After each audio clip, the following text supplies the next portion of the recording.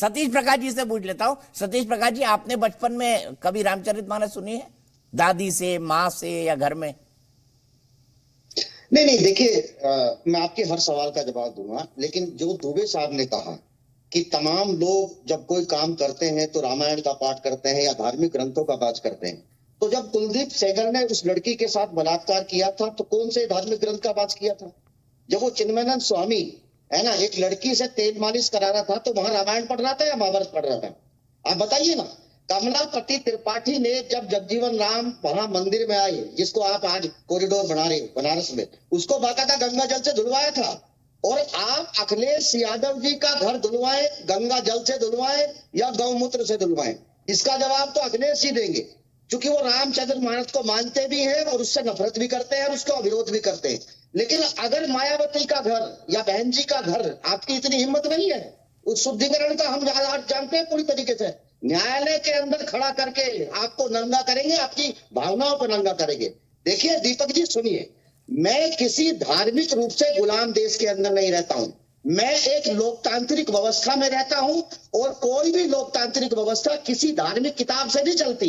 लोकतांत्रिक व्यवस्था संविधान से चलती है और भारत का संविधान ये कहता है कि तमाम सरकारों की, और वे लोग जो संवैधानिक पदों के ऊपर बैठे हैं उसमें मुख्यमंत्री जी भी आते हैं, प्रधानमंत्री जी भी आते हैं, गृह मंत्री भी आते हैं, उनकी ये नैतिक जिम्मेदारी रहेगी संविधान को, वैज्ञानिक कौन को लोगों के बीच में धार्मिक पाखंड को बढ़ावा ना दे करके लोगों के अंदर वैज्ञानिक सोच को बढ़ावा दे।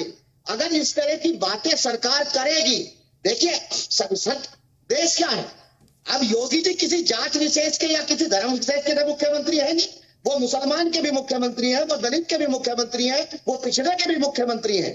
देखिए इस बात के पीछे जो सबसे बड़ा कारण है, मैं कपिल जी आपकी एक बात का विरोध कर रहा हूं कि राम नाम पे सिर्फ बीजेपी राजनीति नहीं करती, राम के पीछे कहीं ना कहीं समाजवादी पार्टी की भी राजनीति है। एक तरफ मुलायम सिंह जी विरोध में खड़े हो जाते हैं और दूसरे राम बनाने के लिए खड़ा हो जाते हैं। यही तो उत्तर प्रदेश की राजनीति का दुर्भाग्य है। साफ साफ बताइए, इस डिबेट को क्यों करा गया? इस डिबेट को इसलिए कराया गया कि निकाय चुनाव के अंदर जो सरकार ने पिछड़ा आयोग गठित किया था, उसने सरकार के तमाम नीतियों के ऊपर, सरकार के तमाम मिशनरी के ऊपर, तमाम अधिकारियों के ऊपर, सरकार की नीयत के ऊपर सवाल उठाया है कि जो चक्रीय सतीश प्रकाश थोड़ा ब्रेक लगाया करिए। लेकिन आपने मेरे सवाल का जवाब नहीं दिया। क्या बचपन में आपने दादी नानी से कभी रामचरितमानस सुनी है? देखिए मैं सर देखिए नहीं, बताइए सुनिए क्या? आपको मेरी बात सुनिए। हम अम्बेडकरवादी लोग हैं, जो भी भावनाएं होंगी वो मेरे घर के अंदर की भावनाएं होंगी। पब्लिक के अंदर जब होते हैं तो आपको सबकी भावनाएं व्यक्त करनी पड़ेगी। एक दौरा बहन जी का बता दीजिए, ना किसी मंदिर का है, ना किसी मस्जिद का है, ना किसी गुरुद्वारे का है, ना कहीं जाएंगे। जो संविधान कहेगा संविधान को मानेंगे, संविधान को इंप्लीमेंट करेंगे। और धार्मिक दुबे जी भी है, राजू दास जी भी है। राजू दास जी आपको जवाब देना चाहते हैं, मैं अपना विशेषण नहीं लगाता। राजू दास जी बोलिए।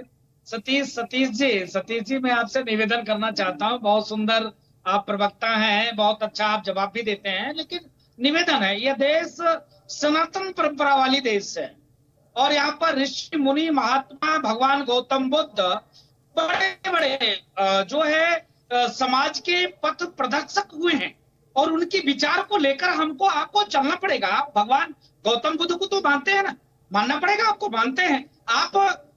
पूज्य अंबेडकर जी जिन्होंने संविधान के मूल प्रति में राम दरबार दिया था, तो आपको दीपक जी ने एक सवाल किया, आपने जवाब नहीं दिया, आप कट गए, बच गए। आपसे उन्होंने सवाल किया, क्या आपकी दादी ने, क्या आपकी नानी ने कभी रामचरितमानस का पाठ किया, चाहे पढ़वाया? आप बचकर किनारे हो गए, इससे काम नहीं चलेगा सतीश जी।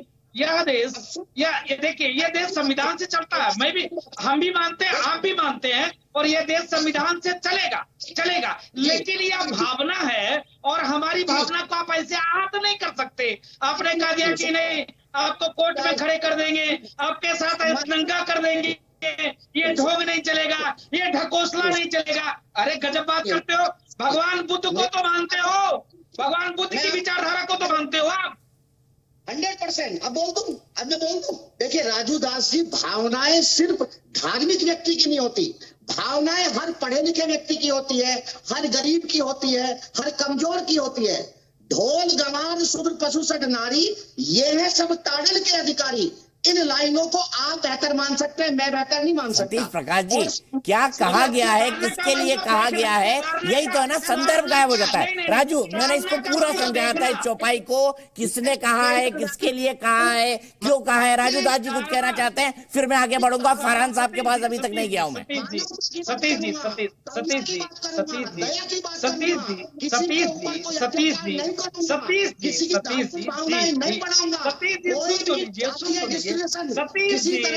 प्रकाश जी, आप बीएसपी के प्रवक्ता, बहुत सुन तो लीजिए।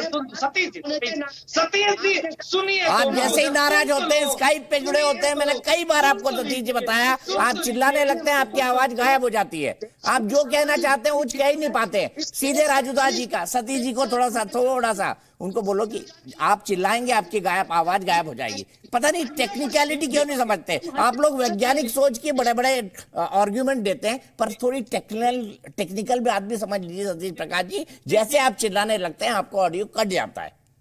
तो आपने अपने नाराजगी और गुस्से में क्या बोला है, आप स्काइप पे जुड़े हुए हैं सतीश प्रकाश जी, प्रोफेसर हैं। मैं आपको टेक्निकल पॉइंट समझा रहा हूं। अभी भी आपकी आवाज नहीं आ रही है। जैसे ही आप आगे झुकेंगे, जैसे ही आप चिल्लाने लगेंगे, आपकी आवाज कट जाएगी। टेक्निकली बता रहा हूं आपको। मंत्र राजू दास जी। जी दीपक जी, मैं थोड़ा सा समय लूंगा। सतीश जी तो हमारी बात को सुनने से मना कर दिया, और वो उन्होंने इतना शुरू कर दिया कि हमारी आवाज को उन्होंने सुना ही नहीं। मैं निवेदन करूंगा, उन्होंने सतीश जी ने कहा ढोल गमार सूत्र पशु नारी सकल तारणा के अधिकारी।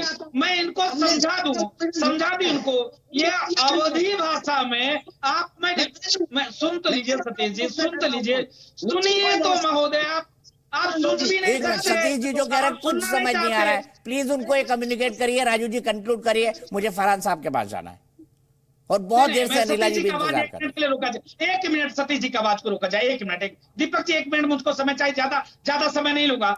उन्होंने जिस प्रकार से रामचरितमानस का दोहे को उन्होंने कोट किया, ढोल गमार सूत पशुनारी सकल तारण के अधिकारी।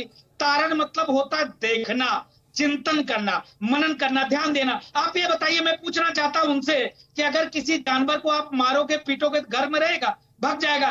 किसी नारी का आप असम्मान करोगे, वो पीटेगी, खाना तक नहीं देगी, आपको घर से भगा देगा। ये सारे शिक्षा के अधिकारी हैं। इनको मैं निवेदन करूंगा, अगर इनको कहीं शास्त्रार्थ करना हो, इनके पास भी तमाम धर्म गुरु हैं, उनके साथ बैठकर डिबेट कर लें। और इस प्रकार से समाज को दूषित भाव भर देना, टीवी चैनल पर बैठकर तारना का मतलब ऐसा होता है, वैसा होता है, ये नहीं चलेगा। सतीश जी, आप बुद्धिजीवी वर्ग के व्यक्ति हैं, लोगों को ऐसे भरगला नहीं सकते। आपको समझना पड़ेगा और लोगों को समझाना भी पड़ेगा। और इस प्रकार से हिंदू को हिंदू से बांटकर रामचरितमानस को इस प्रकार से अपशब्द, इस दोहे का अपशब्द प्रकार से परिभाषित करके लोगों के बीच में रखना अच्छी बात नहीं है। सतीश जी, मैं निवेदन करूंगा आपसे। ठीक है।